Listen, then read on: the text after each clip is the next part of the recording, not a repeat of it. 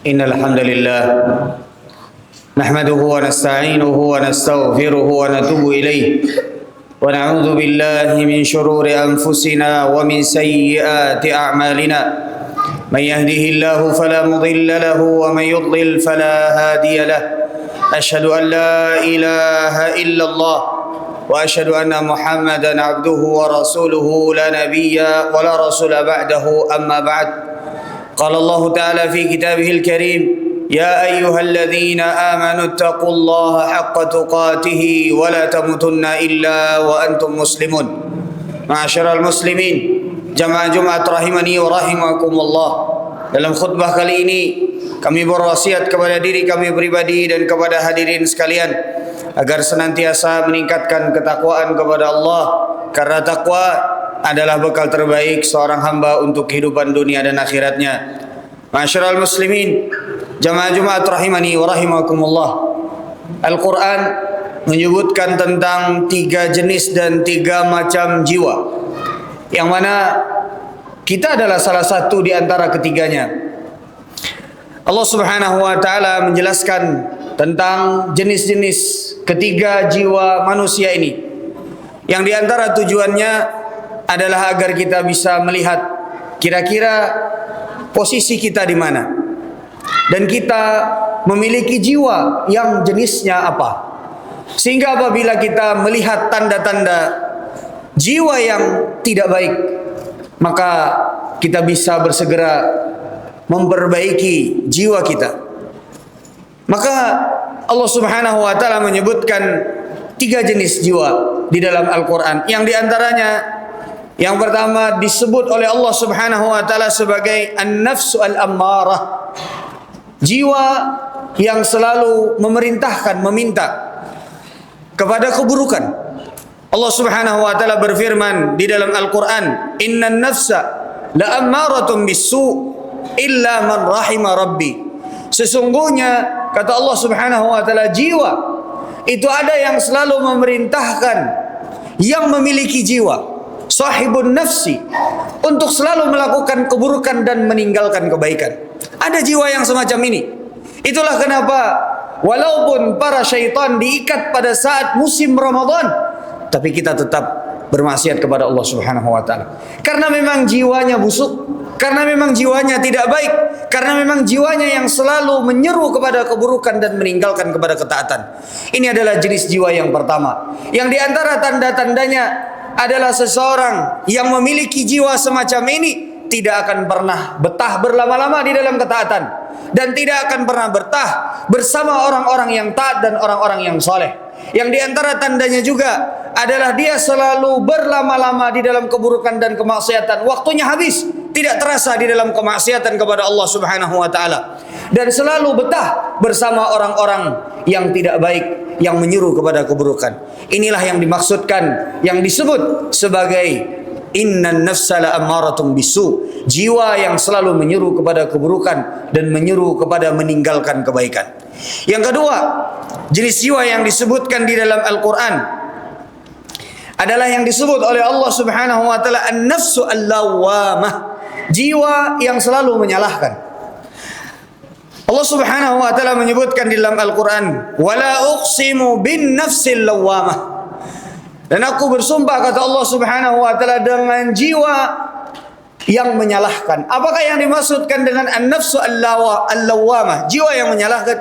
Maksudnya kata para ulama tafsir adalah jiwa yang berbolak-balik. Terkadang dia berdiri di atas ketaatan, terkadang dia berdiri di atas kemaksiatan. Terkadang dia menyesali perbuatan kemaksiatannya, lalu kemudian bertaubat kepada Allah Subhanahu wa taala, lalu kemudian dia menyalahkan dirinya atas kemaksiatan-kemaksiatan tersebut. Maka jiwa ini adalah tingkatan yang kedua. Dia tidak seburuk yang pertama, tapi jiwa yang disebut sebagai an-nafsu al-lawwamah terkadang masih berbolak-balik. Terkadang dia masih ridha terhadap keburukan, terkadang dia tidak ridha terhadap keburukan, terkadang dia tenang, bisa berlama-lama, bisa menangis dalam ketaatan, tapi di waktu yang lain dia justru adalah orang yang berlama-lama di dalam keburukan. Inilah yang disebut dengan an-nafsu al-lawwamah, jiwa yang menyalahkan dirinya sendiri. Karena Jiwa inilah yang termasuk paling banyak yang ada di dalam diri kita. Kadang kita termasuk dari orang-orang yang bisa berlama-lama dengan orang-orang yang soleh. Terkadang muncul perasaan ingin bersama orang-orang yang tidak baik, karena mungkin bisa jadi dia hidup di lingkungan yang tidak baik. Yang dia lihat kawan-kawannya, sahabat-sahabatnya adalah orang-orang yang buruk, sehingga dia pun terpengaruh berbolak-balik antara kebaikan dan keburukan. Dan inilah yang disebut dengan an-nafsu al-lawwamah. Dia tidak stabil, dia tidak berada pada satu keadaan, hatinya berbolak-balik. Ini yang kedua. Yang ketiga, jenis jiwa yang ketiga adalah an-nafsu al-mutmainnah. Ini adalah jiwa yang terbaik, yang orang ketika datang kepada Allah Subhanahu wa taala dengan jiwa yang al-mutmainnah, jiwa yang tenang, jiwa yang dipenuhi dengan rasa ketaatan kepada Allah Subhanahu wa taala, jiwa yang dipenuhi dengan keikhlasan, jiwa yang dipenuhi dengan berbagai macam amalan-amalan hati, jiwa yang dipenuhi dengan semangat untuk berbuat taat kepada Allah Subhanahu wa taala. Orang-orang yang datang kepada Allah Subhanahu wa taala, yang inilah juga disebut oleh Allah Subhanahu wa taala, illa man atallaha biqalbin salim. Mereka adalah orang-orang yang datang dengan hati yang selamat, yang Allah Subhanahu wa taala akan masukkan mereka ke dalam surganya Allah. Allah Subhanahu wa taala berfirman tentang jiwa ini, ya ayyatuhan nafsul mutmainnah, wahai sekalian jiwa yang tenang, irji'i ila rabbiki radiyatan mardiyah. Kembalilah engkau kepada Rabbmu, radiyatan mardiyah, engkau ridha dan engkau diridhai oleh Allah Subhanahu wa taala. Fadkhuli fi ibadi, masuklah kalian kepada hamba-hambaku yang dicintai. Wadkhuli jannati, dan masuklah kalian kepada surgaku, kata Allah Subhanahu wa taala. Maka ma'asyiral muslimin, jamaah Jumat rahimani wa rahimakumullah, jiwa yang ketiga ini adalah jiwa yang terbaik, yang kita berharap datang kepada Allah Subhanahu wa taala, diwafatkan oleh Allah Subhanahu wa taala dengan jiwa yang mutmainnah ini. Karena inilah yang dipanggil oleh Allah Subhanahu wa taala dengan penuh kelembutan. Ya ayyuhan nafsul mutmainnah, wahai jiwa yang tenang, masuklah engkau ke dalam surgaku, kata Allah Subhanahu wa taala. Maka di antara tanda jiwa yang tenang ini adalah jiwa yang selalu menyeru kepada ketaatan. Jiwa yang tidak tenang apabila kita berada di lingkungan yang tidak baik. Jiwa yang tidak tenang apabila dia berada di atas kesalahan dan kemaksiatan. Jiwa yang tidak tenang apabila dia memperlambat taubatnya kepada Allah Subhanahu wa taala. Jiwa yang tenang di dalam kebaikan, jiwa yang selalu merindukan ketaatan kepada Allah Subhanahu wa taala. Makanya kita bisa melihat hadis-hadis Nabi sallallahu alaihi wasallam. Ada orang yang disebutkan oleh Nabi sallallahu alaihi wasallam sebagai orang yang kelak akan dinaungi oleh Allah Subhanahu wa taala pada hari kiamat, di mana tidak ada naungan kecuali hanya naungan Allah. Apa di antara golongannya?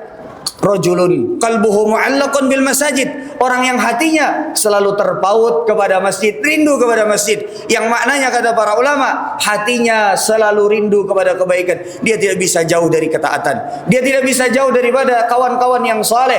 Dia tidak bisa jauh dari berbuat kebaikan. Hatinya selalu tidak tenang apabila lama tidak melakukan ketaatan yang sudah pernah dia lakukan. Maka ma'asyiral muslimin, jamaah Jumat rahimani wa rahimakumullahu jami'an, di antara tiga jiwa tadi yang disebutkan di dalam Al-Quran oleh Allah Subhanahu wa taala, kira-kira yang manakah jiwa yang berada di dalam sanubari kita? Kira-kira kita termasuk golongan yang mana? Dan yang bisa menjawabnya adalah kita sendiri. Aqulu qauli hadza wa astaghfirullah li wa lakum wa lisairil muslimina min kulli dzamb innahu huwal ghafurur rahim.